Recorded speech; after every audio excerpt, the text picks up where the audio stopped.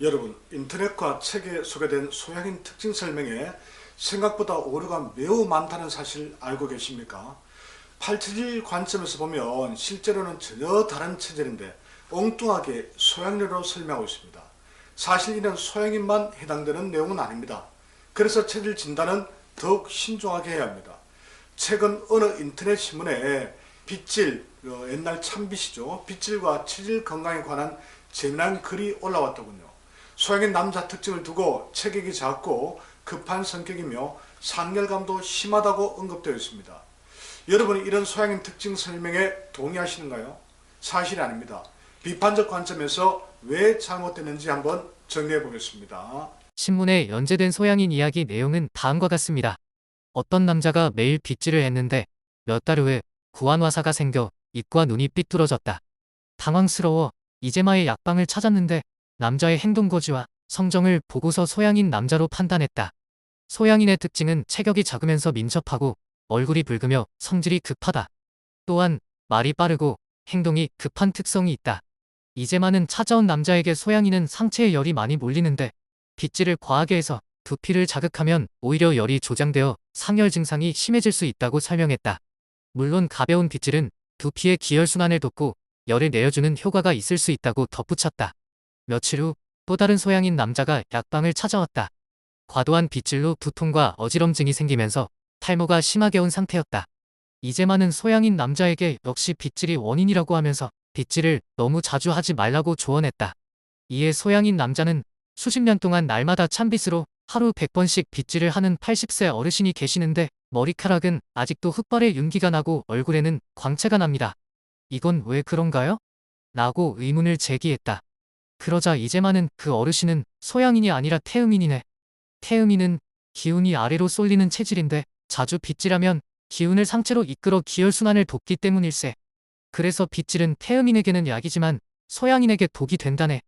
라고 했다. 신문에 연재된 기사 내용을 보면 이재만은 소양인 남자 특징을 두고 체격이 작고 민첩하고 얼굴이 붉고 성질이 급하며 말과 행동이 빠르고 급하다라고 이야기했습니다. 소양인이 정말 이런 특징을 갖고 있을까요? 소양인은 음중의 양으로 현상인 겉으로 행동하는 모습은 양입니다. 그래서 민첩하고 말이 빠르고 행동이 급하다라고 언급한 내용은 맞는 말입니다. 하지만 소양인은 본질이 수령과 하권과 관련된 음의 성질이 강합니다. 그래서 양중의 양인 태양인 만큼 쉽게 열이 올라 얼굴이 붉어지는 경우가 많지 않습니다. 소양인 특징을 잘못 파악한 내용입니다. 또한 소양인은 소화흡수 기능인 비위가 가장 좋으나 배설하는 신장의 힘은 가장 약합니다. 반면 본질이 음이라 축적하는 힘은 매우 강하죠. 그러므로 소양인 특징으로 체격이 작다라고 이야기한 이재마의 생각 역시 매우 심각한 오류가 있습니다. 그렇다면 동의수세 보원에 언급된 소양인 남자는 실제로는 어떤 체질로 보는 게 맞을까요? 이재마가 소양인으로 파악한 남자는 사실은 소양인이 아닙니다. 이보다는 양중의 음의 특징을 지닌 한태양인 금음체질에 해당되는 특징입니다. 먼저 태양인은 본질이 양중의 양이고 소양인은 음중의 양입니다. 그렇다면 빠르고 급한 성정은 태양인에게서 더 두드러지게 나타납니다. 둘째, 한태양인은 장부 구조가 폐, 신, 비, 간의 순서로 되어 있습니다. 소화기관인 비와 간이 모두 약하고 배설 기능을 담당하는 신장이 강합니다. 그리고 에너지를 과도하게 발산하는 양중의 양체질입니다. 그래서 예외적인 경우를 제외하고는 체격이 대체로 작고 왜소합니다. 세 번째, 이재마가 소양인 특징으로 판단한 남자는 음적인 기질이 강한 태음인이나 소음인과는 매우 거리가 멉니다. 그리고 선생은 애초부터 태양인의 존재를 부정했습니다. 그렇다면 선생을 찾아온 남자를 소양인으로 밖에 볼 수 없었지 않겠습니까? 실제로는 한태양인 금운체질인데도 말입니다. 그렇다면 소양인 남자가 과도하게 빗질하면 해롭다는 내용 역시 수정이 필요합니다. 실제로는 한태양인 금음체질이 과도하게 빗질하면 해로울 수가 있는 거죠. 이재만 선생이 태양인을 소양인 남자 체질로 착각했기 때문에 생긴 오류입니다. 앞에서 언급했듯이 한태양인은 양이 강한 반면에 음이 약한 체질입니다. 즉 음에게 해당하는 혈액과 진액과 정이 부족해지기 쉽습니다. 간 기능이 가장 약해 혈액이 간에 잘 저장되지도 않습니다. 이렇게 음액이 부족하면 반작용으로 열이 쉽게 상승합니다. 그래서 한태양인 여자들에게서 상열감, 홍조 등이 가장 빈번하게 발생하는 거죠. 그 때문에 한태양인 금운 체질은 얼굴은 물론 머리와 두피로 열이 쉽게 상승할 수밖에 없습니다. 이럴 때 빗질을 과하게 하면 열받은 두피가 더욱 자극을 받아 두피 질환이 생길 수 있겠죠. 또한 과도하고 강한 빗질은 열 상승을 더욱 촉발해 두통, 어지럼증, 구안화사, 탈모 등을 유발하기도 합니다. 다만 부드러운 이 두피 자극은 혈행을 촉진하므로 빗질이 무조건 나쁘다는 건 아닙니다. 반면 태음인은 음중의 음체질이니 기운이 아래로 깔리기 쉽습니다.